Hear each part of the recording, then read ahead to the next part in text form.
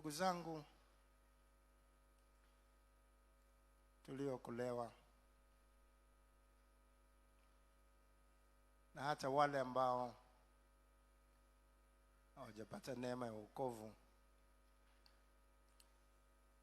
hatuna budi kufahamu kwamba viwango vya kuingia mbinguni viko juu sana.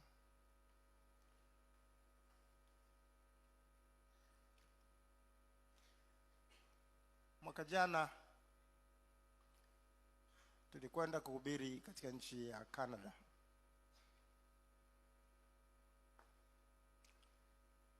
Canada ni nchi ambayo ni ngumu sana kupata visa au kibali cha kuingia nchini mwao. Tulihitaji kwenda na watendakazi kadha wa kadha hapa ambao walikuwa na kazi zao nzuri, walikuwa na elimu zao nzuri, lakini walikataliwa visa au kibali cha kuingia katika nchi ya Canada.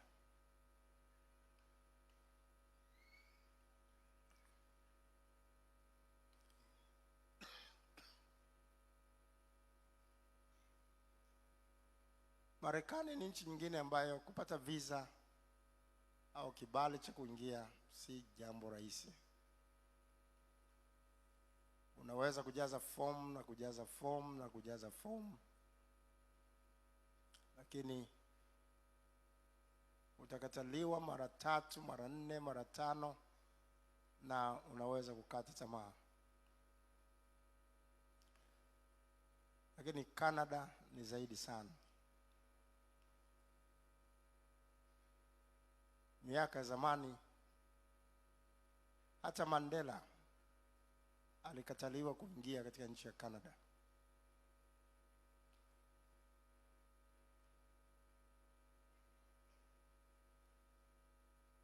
Wanajivunia nchi yao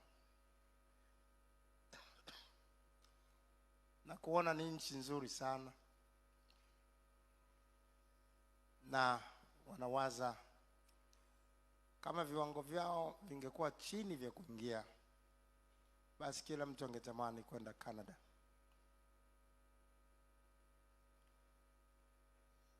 Sasa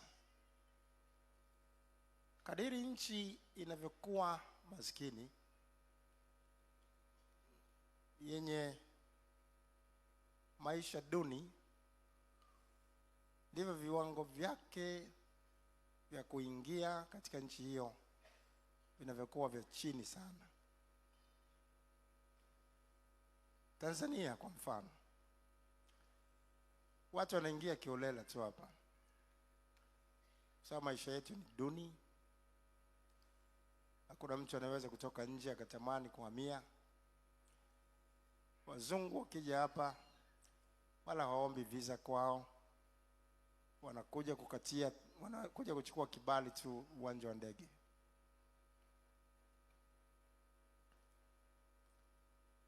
Siko nchi nyingine hapa Afrika ambazo kupata visa ya kuingia ni ngumu sana pia. Miongoni mwa nchi hizo ni Angola.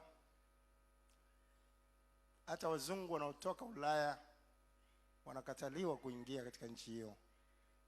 Wanakosa visa kwa sababu maisha yao yako juu.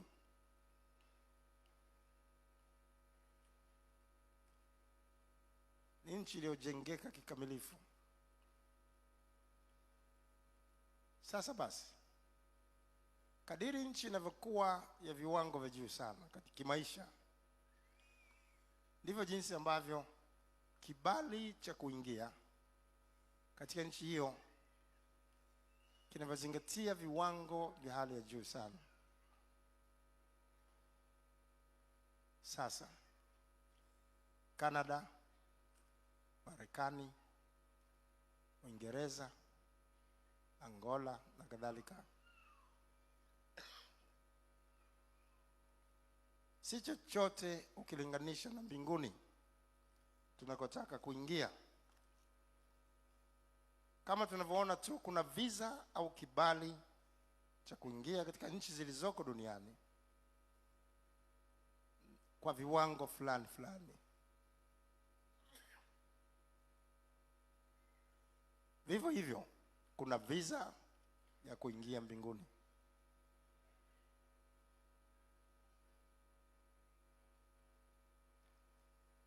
Visa ya kuingia mbinguni ni ngumu sana kuipata. Ni afadhali Canada mara milioni 10.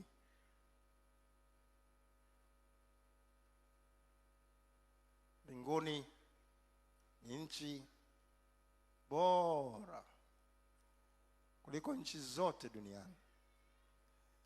Ni bora kuliko mahali popote tunapoweza kupafikiria. Waebrania 11 mstari ule wa 10 inataja juu ya Ibrahimu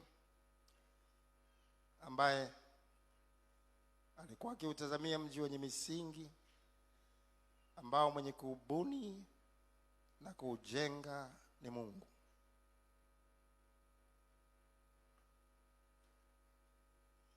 Na mstari ule wa 16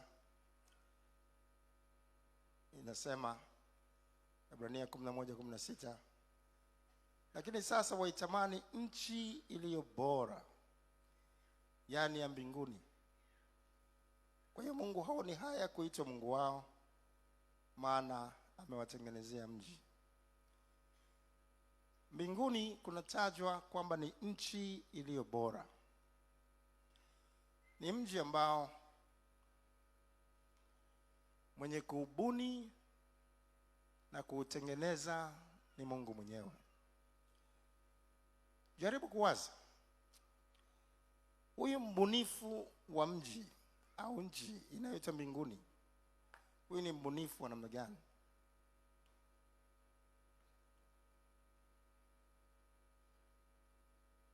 Angalia kidole chako gumba. Kila mmoja angalia kidole chako. Kwenye kidole chako utaona alama ambazo nyingine zimezunguka zunguka namna hiyo. Na wakati mwingine mtu huwa anaambiwa atie saini ya kidole gumba. Lengo ni hivyo vistari unavyoviona kwenye kidole viwekwe kwenye karatasi. Hivyo vistari vilivyoko kwenye kidole chako ni unique, ni vya kwako mwenyewe. Hakuna mtu yeyote duniani aliyewahi kuzaliwa tangu wakati wa Adamu na Hawa aliyewahi kuwa na alama za vistari zinazofanana na wewe. Mpaka leo kuna watu zaidi kidogo ya bilioni 7 duniani. Katikati ya wote hawa hakuna hata mtu mmoja anayefanana vistari hivyo na mwingine. Hebu jaribu kuwaza ubunifu huo. Ni watu wangapi wamewahi kuishi duniani? Kama saa hizi walioko sasa hivi ni 7 milioni. 7 milioni, yani bilioni 7. Sasa waliokufa ni wangapi? Na jumla yao walioishi ni wangapi? Lakini hakuna anayefanana kwenye alama za vidole, ambao tunasema fingerprint, na mwingine. Hata watoto wakizaliwa mapacha wa kufanana namna gani, alama hizi zinakuwa tofauti. Sio tu kidole, lakini ulimi. Kwenye ulimi wako, kila ulimi vile vile kunakuwa na alama. Kuna vistari, kuna alama fulani katika ulimi, na kila mmoja kwenye ulimi wake ana alama tofauti na mwingine, Hakuna anayefanana na mwingine. Huyo ndio Mungu anayetajwa. Ameubuni mji, ameibuni nchi hii, ameyabuni majengo yake.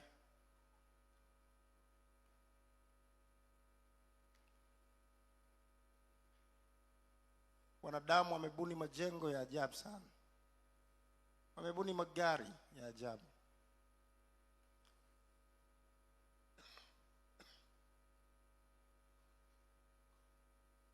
Ziko hoteli ambazo ziko chini ya maji duniani. Hoteli ina vyumba vizuri sana, lakini iko chini ya bahari, na watu wanakwenda kutalii katika hoteli hizo ambazo ziko chini ya bahari. Zimebuniwa na wanadamu kwa namna ya ajabu sana. Sasa mbinguni ni nchi iliyo bora kwa mbali sana kuliko sehemu zote hizi. Ukienda Marekani kwa mfano, utakuta watu ambao hawajaona mende tangu kuzaliwa kwao. Wengine hawajaona mbu tangu kuzaliwa kwao, wala nzi. Na ndio maana wakija hapa wanapata shida. Niliwahi kwenda kuhubiri India mwaka 1996. Niliongozana na askofu wa jimbo la Arusha, Askofu Jimmy Sakuye. Anaelewa vizuri sana ninachozungumza. Nilialikwa na Morris Celulo, mhubiri maarufu Marekani, ili nikahubiri mkutano wake kule India ambao yeye hakupata nafasi ya kwenda.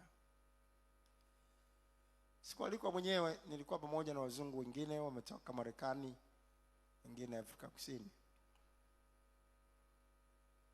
Mmoja kati ya wazungu wao alivutika sana na huduma yetu kule, akatamani kuja Tanzania. Ilikuwa ni mara yake ya kwanza kufika.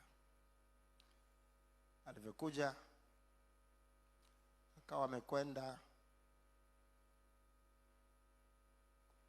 kutokana na mipango mbalimbali iliyofanyika, akawa amekwenda Dodoma kwa basi.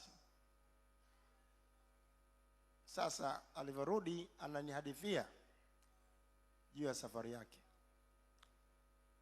Anasema, nimeshangaa sana kuona vitu ambavyo sijawahi kuviona maishani.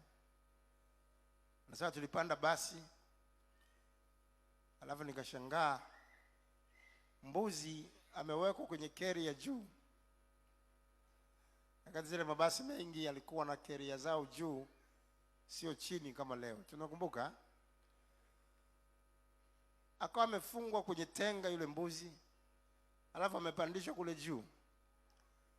Mzungu alicheka kidogo anguke. Ndio habari ameipata kutoka Dodoma kwamba nimeona mbuzi amepandishwa kwenye carrier. Nikamwambia, nini kingine umeona? Akasema, nimeona mende.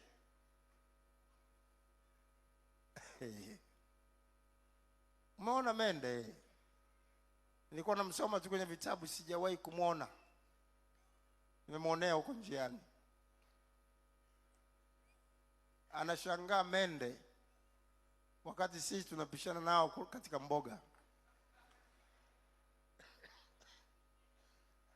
Unakula mboga zikilala kwenye kabati, na mende naye anakula pamoja na wewe. Na wala hakuna mtu anayemwaga mboga kwa kusikia mende alipitia hapa. Lakini ndugu yangu yeye kinachomshangaza njia nzima eti ameona mende. Ni nchi bora zile ambazo kuona hata inzi hata mbu ni kazi.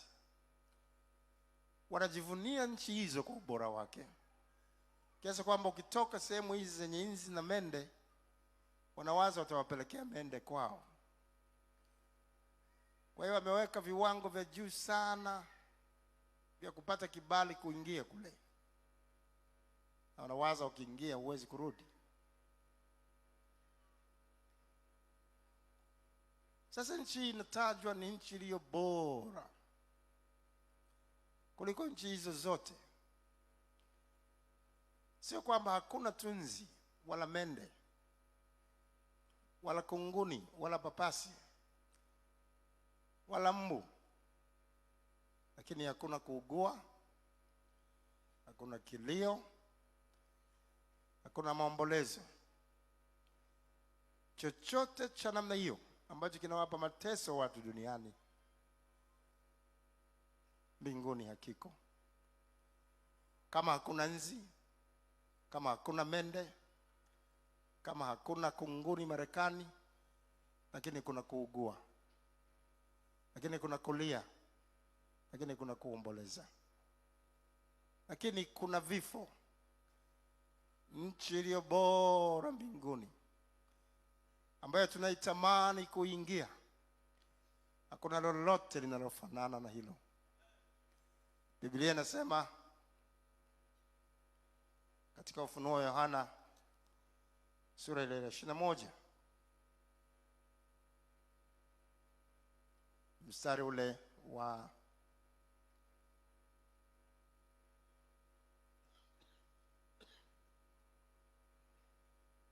wa kwanza mpaka mstari ule wa 4.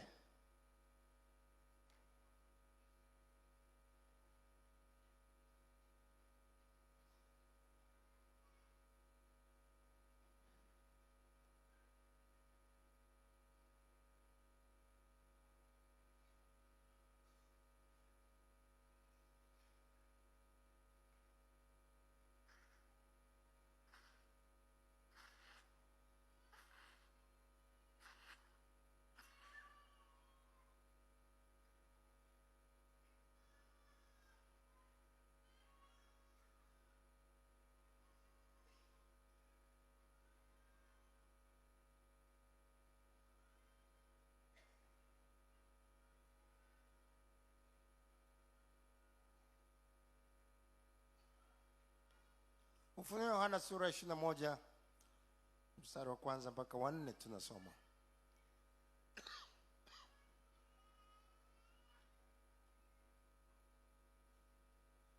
Kisha nikaona mbingu mpya na nchi mpya, kwa maana mbingu za kwanza na nchi ya kwanza zimekwisha kupita, wala hapana bahari tena. Nami nikaona mji ule mtakatifu Yerusalemu mpya ukishuka kutoka mbinguni kwa Mungu, umewekwa tayari kama bibi harusi aliyekwisha kupambwa kwa mumewe. Nikasikia sauti kubwa kutoka katika kiti cha enzi kisema, tazama, maskani ya Mungu ni pamoja na wanadamu, naye atafanya maskani yake pamoja nao, nao watakuwa watu wake, naye Mungu mwenyewe atakuwa pamoja nao. Naye atafuta kila chozi katika macho yao, wala mauti haitakuwapo tena, wala maombolezo, wala kilio, wala maumivu yatakuwapo tena, kwa kuwa mambo ya kwanza yamekwisha kupita. Sasa ukisoma mistari inayofuata, inatajwa juu ya majengo marefu sana yaliyoko mbinguni.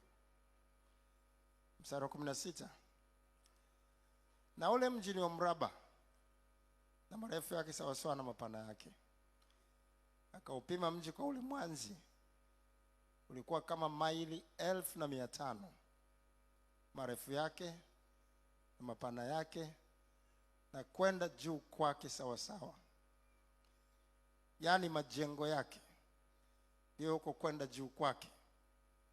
Majengo yana urefu wa maili 1,500 Kutoka Dar es Salaam mpaka Kigoma kwa reli ni umbali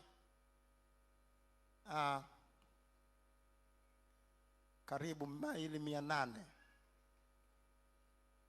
chini kidogo ya maili 800. Kwa maili 1500 zinazozungumzwa hapa ni sawasawa na mara 2 ya kutoka Dar es Salaam mpaka Kigoma. Ndio urefu wa majengo ya mbinguni. Uliwahi kuona orofa za namna hiyo hapa? Hebu jaribu kuwaza. Kusikia jengo refu sana hapa duniani ni orofa 200 na kitu. Na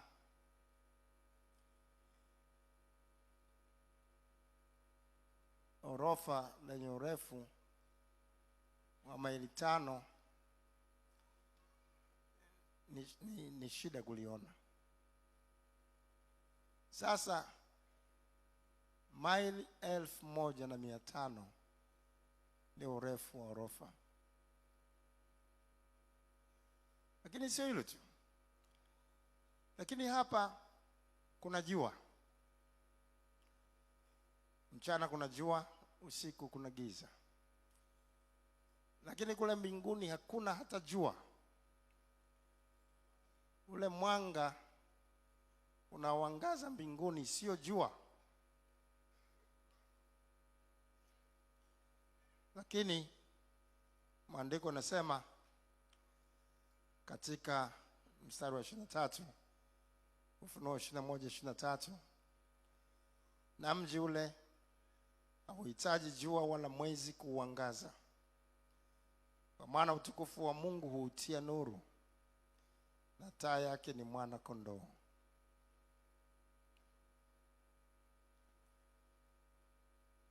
Hakuna jua, hakuna mwezi, lakini utukufu wa Mungu ndio unautia nuru. Na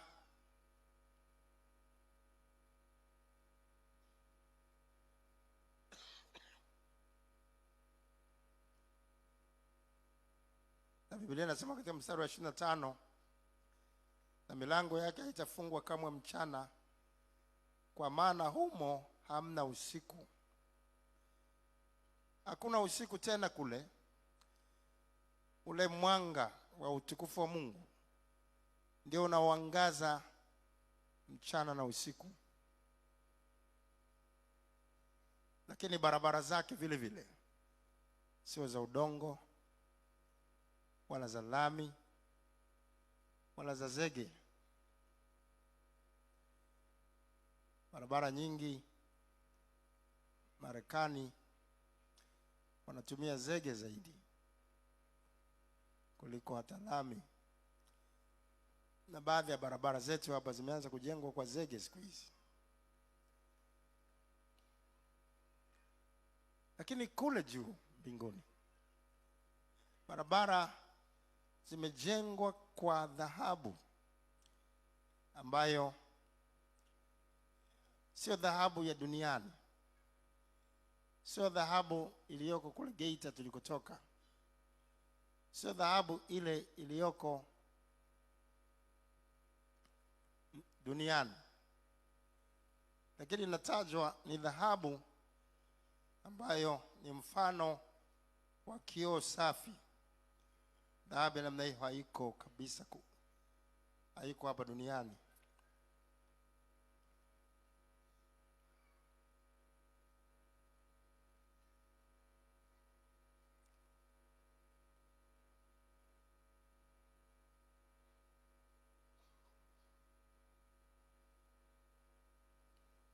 Biblia inasema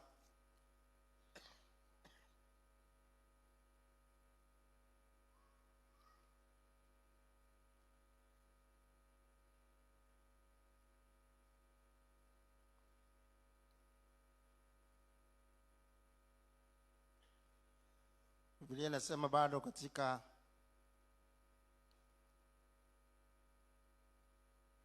Ufunuo hii sura ya 21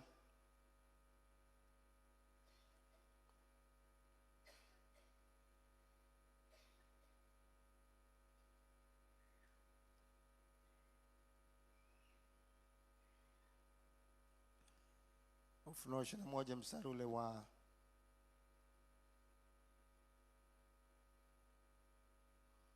wa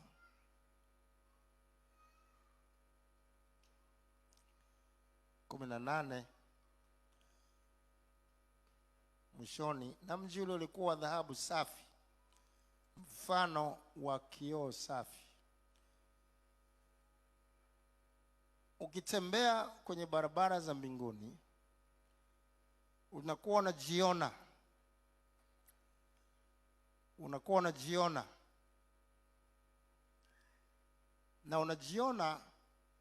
na utakuwa unakumbuka ile sura yako ya duniani. Katika Wakorintho Biblia inasema kuna mili ya duniani na mili gani? Ya mbinguni. Na mili ya mbinguni iko mbali, tofauti na mili yetu hapa. Ile mili ya mbinguni haizeeki. Ile mili ya mbinguni haina nyama na damu kama mili yetu. Haijatengenezwa kwa udongo ile mili ya mbinguni. Kwa hiyo haifi, haiugui, inang'aa, hakuna mfano wake. Na utakuwa unaangalia kwenye barabara hiyo ambayo ni mfano wa kioo, ni dhahabu ambayo ni aina ya kioo safi. Unajiona, utakumbuka mateso, utakumbuka maumivu, utakumbuka dharau, utakumbuka kubezwa, ulivyobezwa hapa duniani.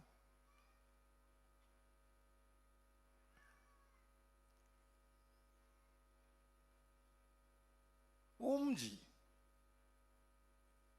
ambao anakaa Mungu mwenyewe, mbunifu wa ajabu na hii, aliyeubuni, yeye ambaye amebuni bahari ambayo imewekewa mpaka na haiwezi kupita.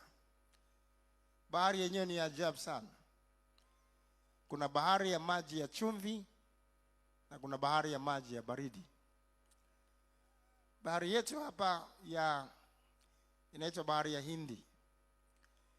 Ukifuatisha hii bahari ya Hindi mpaka unakwenda Afrika Kusini,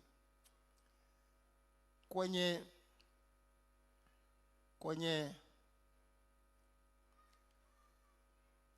ncha ya kusini ya Afrika Kusini, utaona watalii wanakwenda sana pale. Pale ni mahali ambapo bahari mbili zinakutana. Bahari ya upande ule mwingine yenyewe ni ya maji ya baridi, na bahari ya upande huu ni maji ya chumvi. Wako samaki wanaoishi huku kwenye maji ya chumvi, na wako samaki wanaoishi kule kwenye maji ya baridi, na ni tofauti kabisa. Wakija upande huu hawawezi kuishi. Yanakutana pale maji ya chumvi na maji ya baridi, na wala hayachanganyiki na kusema hii bahari ya maji baridi nayo siku moja inakuwa ya chumvi. Mungu ameumba mambo mengi ya kushangaza sana. Ziko chemichemi zinazotoa maji ya moto duniani. Kuna chemichemi ya namna hiyo kule Zambia, ambayo maji yake ni moto kiasi kwamba ukiyachota unaweka majani ya chai tu, moja kwa moja unakunywa chai. Lakini ni chemichemi ya maji. Kuna vitu vingi vya namna hiyo vya ajabu sana duniani. Na mbunifu wa yote haya ndiye ameubuni mji wa ajabu wa viwango vya juu sana, wa maisha ya juu sana, unaoitwa paradiso. Neno paradiso kwa lugha ya asili manake ni mahali penye raha isiyo na kifani, raha isiyoweza kufananishwa na raha yoyote duniani, ndio panaitwa paradiso. Huku ndio tunatamani kwenda. Na ndugu zangu, tusifikiri wanaoingia huko wanaingia kiolela hata kidogo. Amesema kinyonge hakitaingia. Kama Canada ni ngumu sana kupata kibali cha kuingia. Kama Marekani, nchi ambazo zina vilio, nchi ambazo bado zina magonjwa na mateso yasiyoponyeka, ni ngumu sana kuingia. Sembuse mbinguni. Asikudanganye mtu ambaye atasali kwenye makanisa ambayo anasema sisi kwetu mchungaji wetu anaruhusu kila kitu. Vaa chochote, sema lolote, sisi tuko huru, hakuna kifungo, hakuna kongwa, hakuna atakayeshughulika na wewe.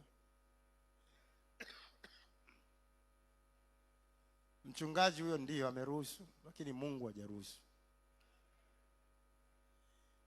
Na mchungaji huyo hana mbingu ya kwake.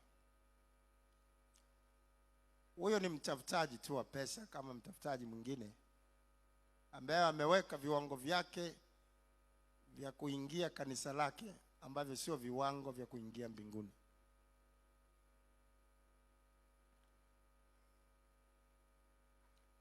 Sisi wote, hiyo ni maaskofu, ni wachungaji, ni washirika, wote lazima tufanye maombi ya visa ya kuingia mbinguni. Na watu wanaokataliwa kuingia mbinguni ni wengi mno. Canada,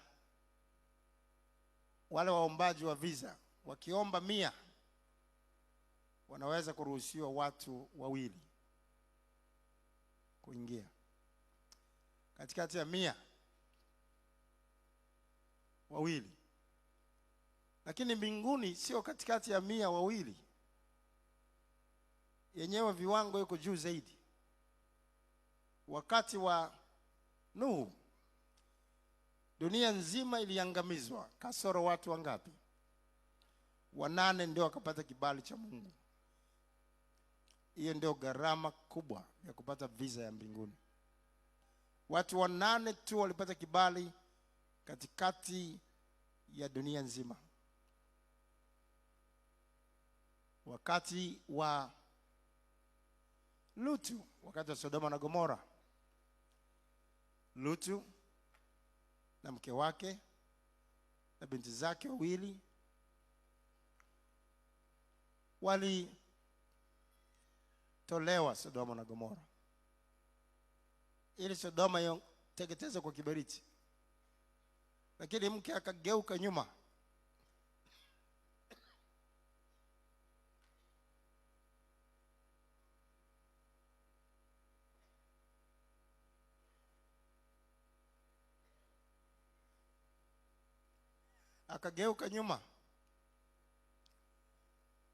na akawa nguzo ya chumvi.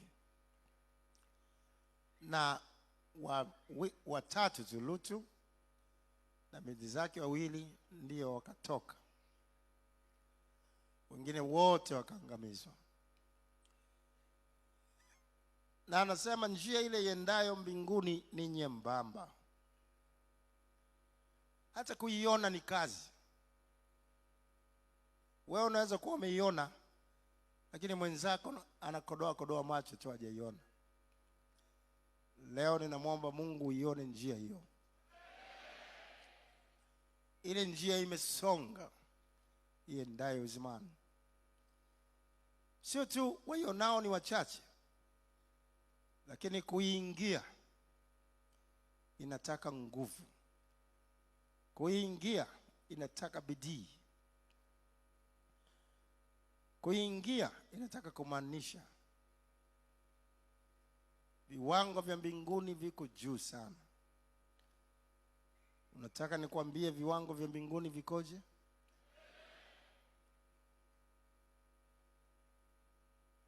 Waraka wa kwanza Petro sura ya kwanza mstari wa 15 mpaka 16. Hivyo ndio viwango vya mbinguni.